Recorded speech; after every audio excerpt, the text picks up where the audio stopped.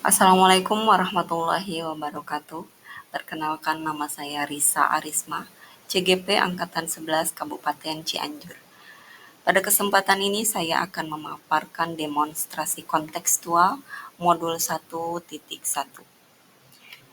Yang menjadi fokus perhatian saya kini adalah beberapa kali saya sering mendapati anak didik saya ketika belajar itu ada yang tertidur, ada yang mengobrol, ada yang justru main gadget, ada yang melempar barang, ada yang menguap, bahkan ada yang kabur. Untuk mengatasi permasalahan tersebut, saya akan berangkat atau berawal dari pemikiran Ki Hajar Dewantara. Ki Hajar Dewantara hendak mengingatkan pendidik bahwa pendidikan anak sejatinya menuntut anak mencapai kekuatan kodratnya sesuai dengan alam dan zaman. Bila melihat dari kodrat zaman, pendidikan saat ini menekankan pada kemampuan anak untuk memiliki keterampilan abad 21. Sedangkan dalam memaknai kodrat alam, maka konteks lokal sosial budaya murid di Indonesia Barat tentu memiliki karakteristik yang berbeda dengan murid di Indonesia Tengah atau Indonesia Timur. Maksud dari paparan Ki Hajar Dewantara tersebut dapat saya simpulkan bahwa pembelajaran kini dan pembelajaran dulu itu berbeda. Anak-anak sekarang dan anak-anak dulu itu berbeda. Otomatis mereka harus mendapatkan pengajaran dengan model atau metode yang berbeda karena mereka hidup berada di zaman yang berbeda. Kesimpulan dari seluruh pemikiran Ki Hajar Dewantara yang dapat saya ambil adalah pembelajaran kontekstual untuk memenuhi kodrat alam dan kodrat zaman. Pendidikan harus mengikuti kodrat zaman. Siswa zaman dulu dan siswa kini jelas berbeda karena mereka hidup pada zaman yang berbeda. Guru harus dapat memberikan pendidikan yang kontekstual sesuai perkembangan zaman. Pembelajaran yang kontekstual akan memberikan pengalaman pembelajaran yang bermakna bagi siswa. Pada tayangan ini saya menampilkan beberapa proses pembelajaran yang sudah saya lakukan di SMPN 1 Tanggeng yang berpihak pada murid. Keterampilan proses menjadi hal yang lebih penting dibandingkan dengan hasil akhir. Dengan pembelajaran yang kontekstual, siswa akan menikmati pembelajaran dengan setiap prosesnya. Siswa akan belajar dengan bahagia. Ajak siswa untuk mengeksplorasi lingkungan sekolahnya.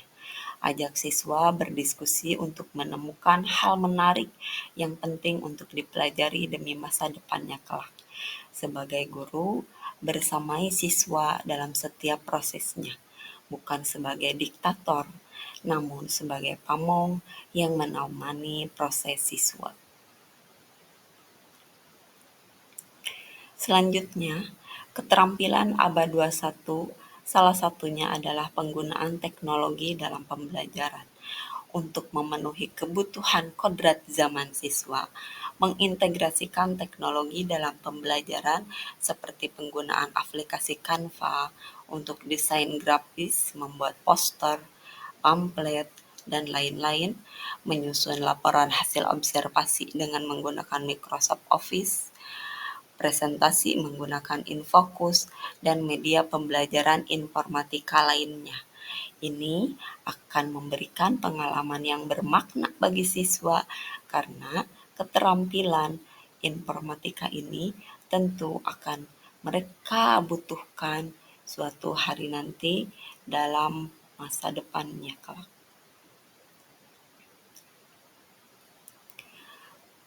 Selanjutnya, dalam tayangan ini juga saya sudah melaksanakan proyek penguatan profil pelajar Pancasila yang tentu saja diambil dari sosiokultural yang berada di lingkungan SMPN 1 Tanggeng.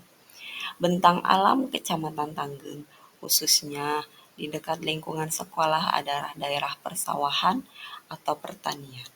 pemilihan P5 tema gaya hidup berkelanjutan pengolahan sampah, dan kearifan lokal budidaya tanaman obat keluarga merupakan pilihan yang sudah disesuaikan dengan kondisi sosial siswa yang sebagian besar berasal dari keluarga petani.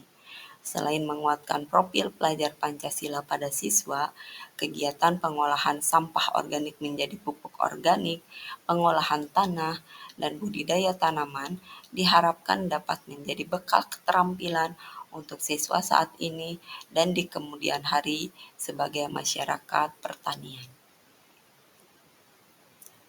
Selanjutnya, Ki Hajar Dewantara menjelaskan, jiwa manusia tersusun atas 3 kekuatan atau trisakti utama, yaitu cipta atau pikiran, rasa atau hati, dan karsa atau dorongan.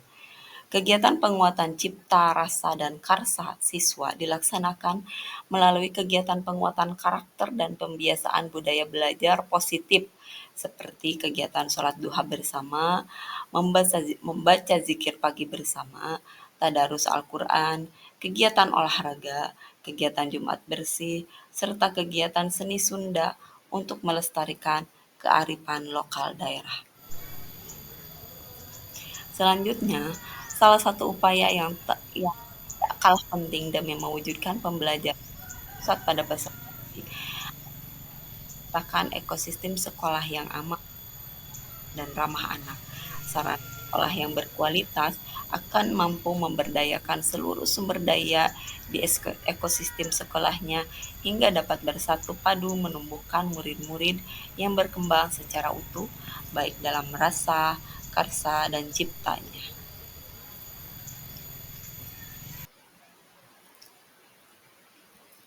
Dalam melaksanakan setiap program yang telah berjalan, tentunya saya merasakan ada beberapa tantangan.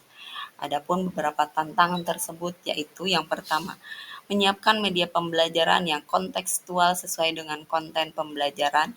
Yang kedua, mengajak rekan sejawat untuk berkolaborasi. Yang ketiga, mempertahankan semangat yang naik turun. Dari semua tantangan itu tentu saja pasti saya akan mencari solusinya. Dan yang menjadi solusi adalah yang pertama, menjadikan lingkungan sekolah sebagai media pembelajaran yang kontekstual. Yang kedua, mengajak secara perlahan-lahan, membagikan praktik baik kepada rekan sejawat. Dan yang ketiga, selalu ingat dan fokus pada tujuan. Ya, mungkin itu saja yang dapat saya sampaikan pada demonstrasi kontekstual modul 1.1. Semoga pemahaman saya ini menjadi pemahaman yang bermakna dan bermanfaat untuk saya sebagai pengajar dan menjadikan diri saya menjadi guru yang inspiratif.